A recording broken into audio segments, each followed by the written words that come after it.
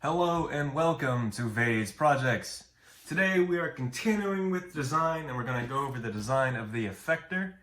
The design of the Effector I think is actually pretty bad. There's a lot of problems with it, and they're problems that I have decided that are not going to be problems with the actual thing. Do I have the authority to make that decision? Yes, it's my project. Am I right to make that decision? I'm not sure. We'll find out after we make it. Let's go to the board. The Effector. All in all, pretty basic. We have the phi, which is the offset angle from link 2 and that solution there. And then we have a slot where the knife goes in. So the knife is going to be sticking out on this end, and the handle is going to be sticking out this part. And that's really about it for this part, this design. The problems this has down the line is in this. I did, throughout the entire linkage, male and female connections, which means there's nothing offset that isn't in the original XY or X and Y plane. Remember from the very beginning, we had the Y and we had the X end frames. This offset introduces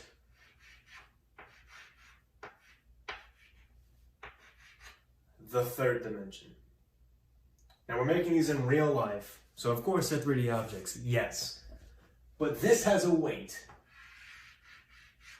a force of weight, that creates a moment on that shaft, and thus a torque. And so depending on the weight of this knife, this whole ButterBot could be rotating on one edge, and that could cause issues in calculations. All my predictions, all of that would be just, wrong. There'd be enough error introduced possibly with this weight and this Z that I'd have to recalculate everything using the Z dimension included, which is possible, but that takes a long time and would complicate things so much. So, my executive decision is to say that this moment doesn't exist. It is small enough that it shouldn't matter.